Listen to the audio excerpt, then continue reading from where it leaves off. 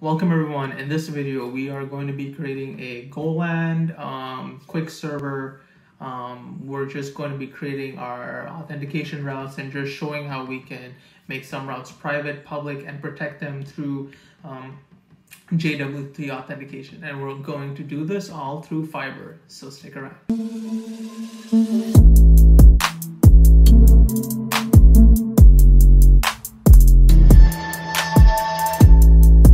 Alright, so as I said, we're going to be making a JWT authentication server in Golang. So the framework that I'm going to use for the HTTP server is Fiber. If you are coming from Express, this the same APIs that they use will seem familiar to you, and that's very true. Even though this is also very similar to some of the other Golang web frameworks, this is also very close to Fiber. So, very close to Express. So we're going to be using this. It's super easy to get started with, and they have a bunch of other packages that you can use in conjunction with Fiber that just work amazingly. So that's why I prefer Fiber, and also it's pretty fast. It's built on top of fast HTTP. Yeah, it's built on top of fast HTTP. So it's just guaranteed to give you some really good performance without you really worrying about anything happening in the future. So to get started, I'm just going to copy these go get commands. So this is on github.com/gofiber/JWT. So I'm just going to copy these go gets. First of all, these are the prerequisites that you need to get started. We're going to use Go. We're going to use Docker Compose. And we are also going to use this VS Code marketplace called REST client. This is going to help us make HTTP calls to our server. So let's get started. So to initialize our Go app, we have to say go mod init. We've got to give it a name. The convention for the name is pretty much the URL for where your code will live. If it doesn't really have, if you're not really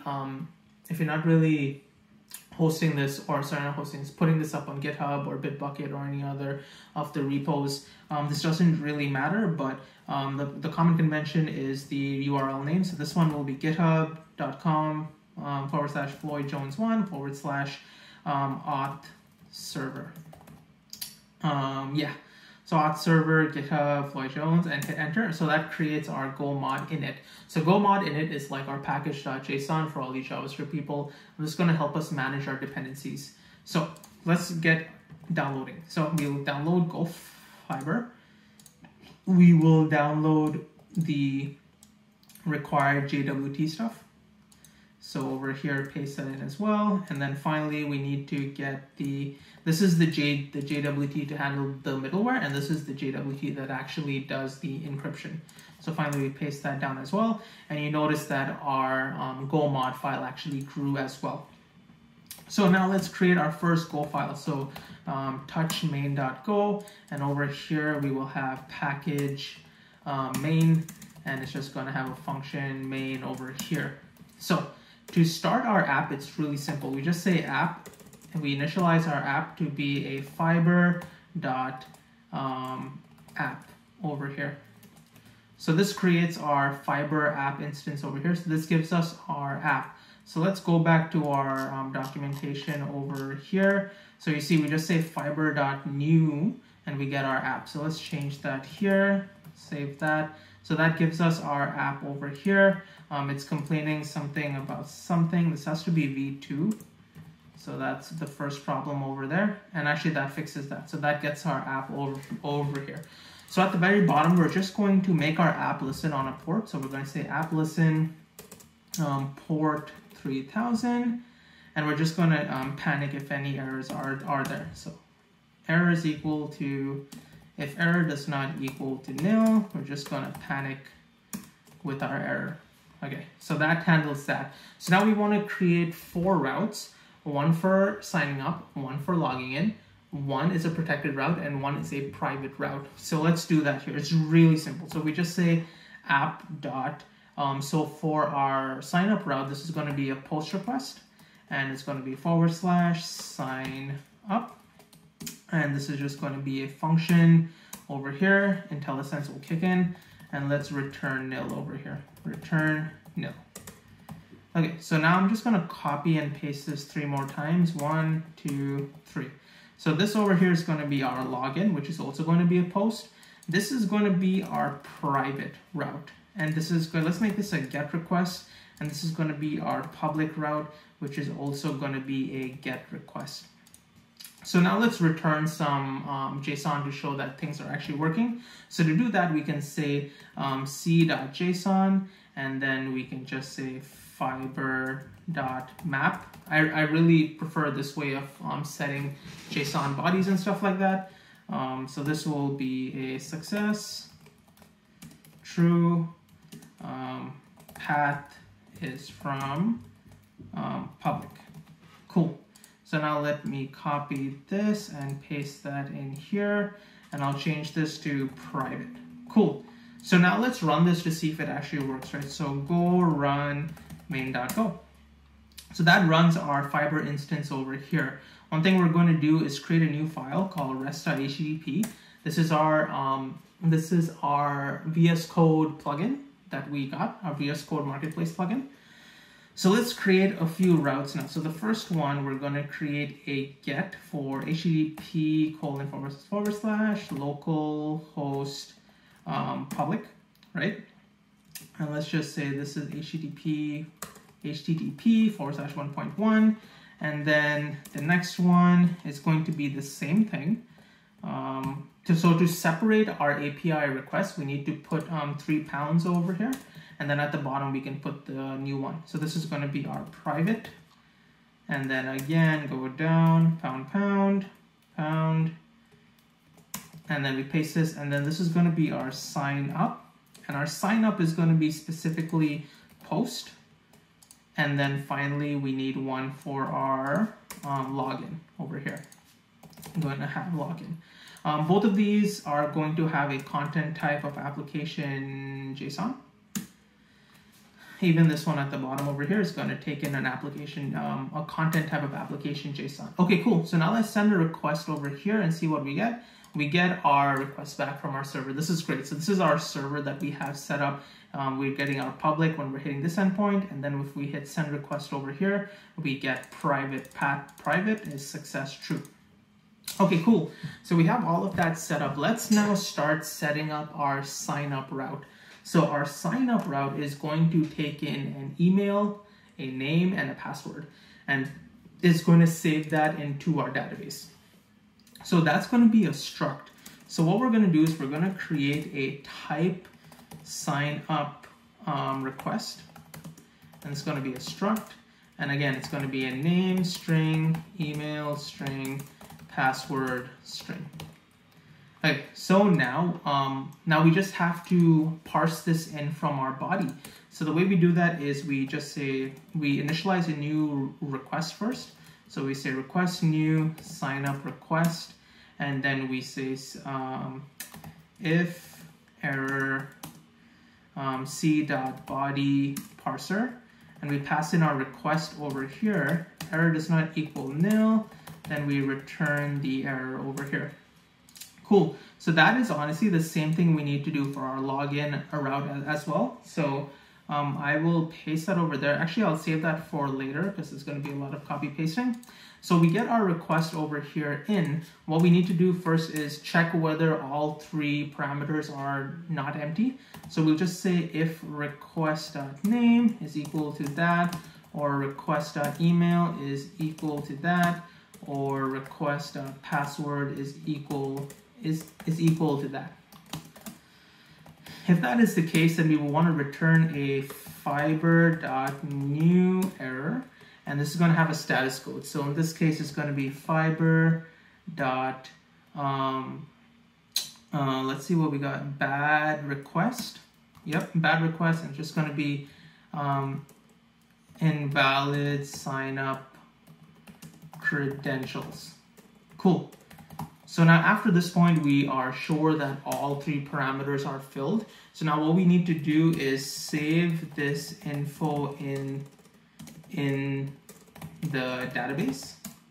And then we create a JWT token. Okay, so let's do that. So let's start creating our client for our database. So for our database client, I prefer using Xorm, or however you pronounce it. Out of all the research that I've done for finding the best, the middle ground for the best database client, I found Xorm over here. It supports a bunch of different databases. So SQLite, Postgres, Cockroach, Oracle, and what's great about this is that it's not only a ORM, but it also provides you the capabilities to make raw SQL queries, which is great. You really want to have the flexibility to do both, because once your queries get really complex, you will need to write them out by hand for the most part. Writing them out as ORM is, number one, it's complicated, and also gets hard to read as compared to just reading an SQL statement. So to do this, we gotta, again, go get this Xorm over here. So let's go back over to our thing over here. Let's cancel this out and let's get our Xorm over here. So now with our database, we actually have to make a new directory called data. And inside there, I'm going to create another folder called data.go. Cool. So over here, we're going to have all our database initialization happening. So package data versus function create DB engine. And the reason why it's called engine is because Xorm calls it engine. So I'm going to call it engine as well. Okay, so cool. What we're going to do now is to create our engine. So to do that, we need to, first and foremost, I'm just going to copy this over here. So this, let me delete this so you can see the whole thing. So this is going to be our connection string that we're going to use. So to do that, we'll say xorm.new engine. And it's going to take in first the type of database, so Postgres. And then it's going to take in our connection info. So our connection info over here is our host, our port, our user, our password, and our database name. Right now, I put these in. You can put these in as whatever you want. Just make sure they match the Docker Compose file that we're going to make later on. So this is going to create our engine. What else we are going to do? First, we have to actually engine and error. And then we also have to check for our errors. So if error does not equal nil, then I return nil and then the error. The reason why it's nil is because we actually want to return two things here. We want to return a pointer to our Xorm engine, XORM engine, and then we also want to return our error. So this will be nil. And then after that, we just want to do engine.ping. We want to ping the database to see if there is an actual connection. So let's go over here. If error is equal to that, error does not equal nil, then we just return nil, nil, and the error. And then finally, that means our database is good. So then we just return our engine, and then we return nil over here. Cool. So this creates our engine over here, which is great. One thing we're going to do is also create our database model from our struct. So we'll say type user is a struct, and it's going to have an ID. The ID is going to be N64. It's going to have a name, which is going to be a string, email, which is a string, password, which is a string. Cool. So now let's save that. One thing cool that Xorm has, it has the ability to sync your structs with your database tables. So the way we can do that also is if we say if we want to do this after the ping, because we want to make sure that there's an actual connection. So we say if error equal to engine.sync or sync to. Sync, I forget which one. I'm going to stick with sync because that's the one I used before. So sync is equal to new user. Over here just takes a pointer to the user. And I'll just say if error does not equal nil, then I just return nil and then the error. Cool, so that will sync our database. So now all we have to do over here is after we create our app, we also have to data.create engine. So this will create and return our engine over here. So we say engine and error is equal to that. And then finally, over here at the bottom, we say if error does not equal nil, then we return, actually no, over here we panic. So on the main package, we panic just so it stops execution. We could return as well, but panic stops the execution process, and it also returns the stack trace, which is cool. All right, so we have our engine over here. Let's just make sure that things are actually down. So our database. So if we clear this over here and we say go run main.go, it says engine declared but not used. Oh, okay, it's being annoying. Save that. Let's run this. And then it says unknown driver Postgres. I totally forgot this. I forget this every time. So to use this also, you need to import the PQ library or the Postgres library over here. So I'm just going to do that. And just because the red squiggly lines here means it's not found, so what we have to do is go mod tidy. And this actually checks everything in your packages. It goes, sifts through all your Go packages, and it sees that that's not included, and it'll pull it in. So now that's good. So now we can do go run main.go. And over here it says connection refused because we didn't really set up our database yet. But no worries, we will do that soon. So let's clear this just to make sure it's not messy. Okay, so now we said we're going to save the info into our database. So let's do that right now.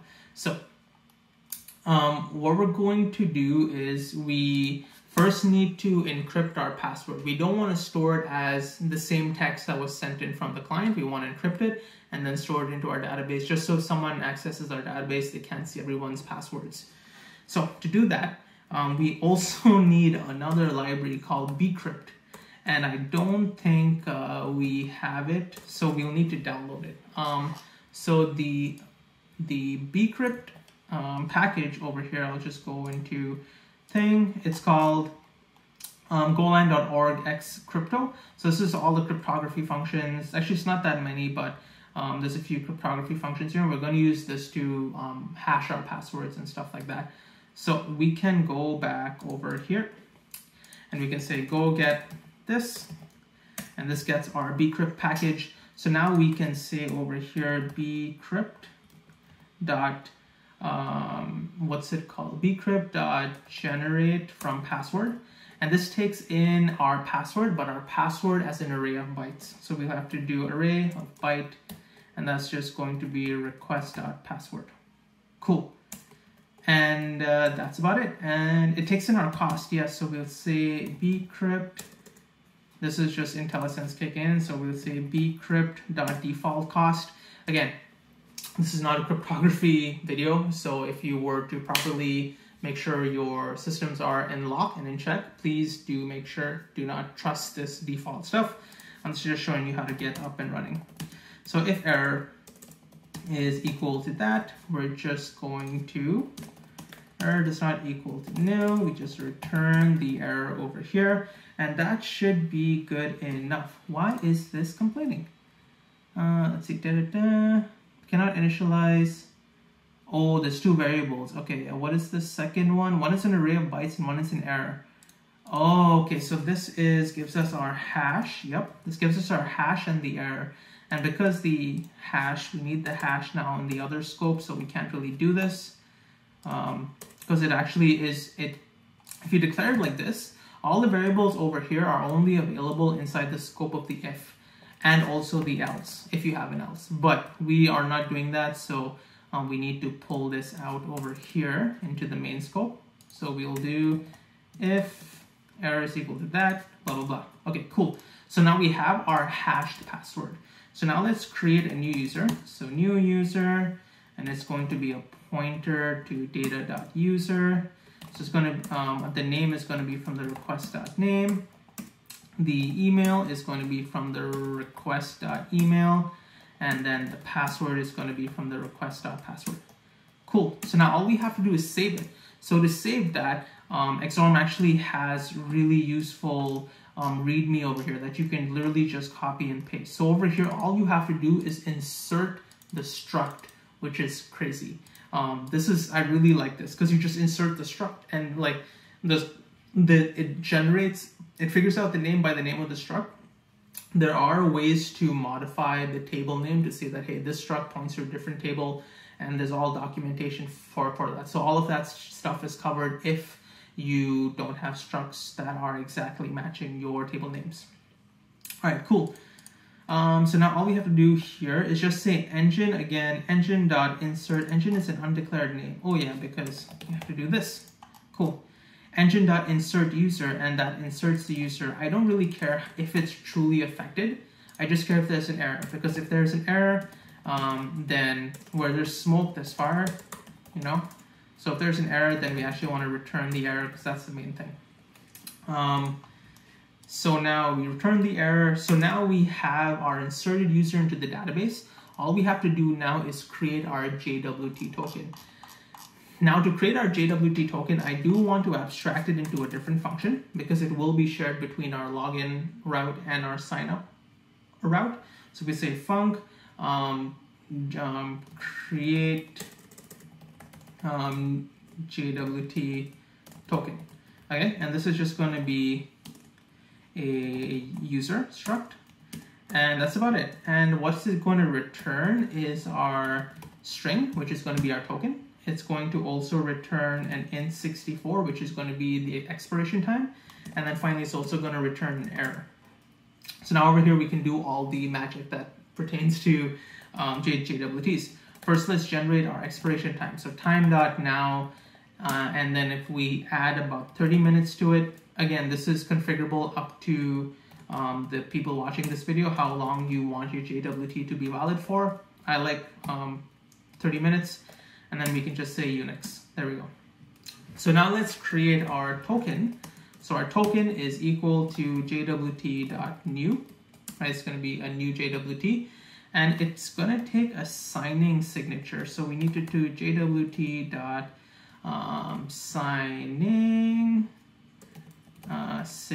Signing method is, oops. The cursor went off. Signing method is HS256. So signing method is HS256 over here. Cool. So let's see where this JWT is from. It should be from, yeah, it's from Golang JWT. Actually needs to be from JWT/B4. Let me double check that. So we want to make sure we're using the latest packages. So over here, yeah. So we need to use V4 for this. We're just going to go here and copy this down. Oops. Just going to paste that in there. Cool. And just to make sure that the red squiggly lines go away, again, go mod tidy. We'll make sure all your dependencies are up to date, and then that fixes that. Cool. All right. So we generate our token, and now let's modify our claim. So we'll do claims is equal to token dot claims dot JWT, and then assert that to a type, and then finally claims. The one claim we want to add in for sure is the user ID. I do like to store the minimum amount of information about your user in here. User ID is enough to go to your database and fetch the relevant information. So now we can go here and say user.id, and then we say claims is equal to, we also want to store the expiration date, so that'll be exp, and then finally our token in the form of string. So we just have to be token.sign sign string, and this is going to be an array of bytes that's going to just be the secret. Cool. So that is it for that, and that will sign it. And then finally, we just want to return the error. So if error does not equal nil, then we return the empty string 0 and the error. Otherwise, that means it is successful. So we return the token, we return the time, which is the expiration date, and we return nil because there's no error over here. Cool. So that's all we need now. So now we just have to use this function over here and say token and the error, and then we create a new thing. So create JWT, and we pass in our user over here. Our user is a pointer, so we do have to do that. What is going on over here? No new variables on the left. Okay, that's fine. What about you? Cannot initialize to, oh, there's 3. Yep, so I'll just say exp over here. And what does it say? Oh, it's not used. Okay, that's cool. So now if error does not equal to nil, we want to return the error over here. And then finally, at the very end, we just want to return this information. So we'll say c.json, and it's going to be a fiber map over here. And then finally, that map is just going to be our token, which is going to just be our token generated from our function. It's going to consist of our expiration date as well. So we'll see exp.